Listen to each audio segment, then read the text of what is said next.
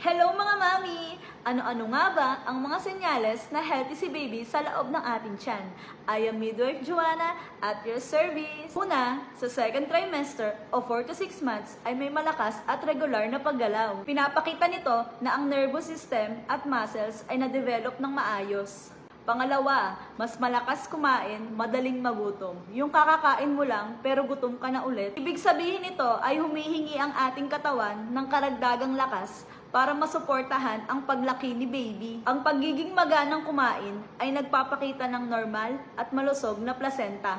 Pangatlo, laging antok. Yung pagigising mo lang, tapos antok ka na ulit. Magandang senyales yan dahil ang quality at normal na tulog ay importante kay mami at kay baby. Nakakatulong din itong ma-recharge at matugunan ang nutrients at oxygen para kay baby. Ikaw ba mami, nararanasan mo ba ang tatlong nabanggit ko sa baba?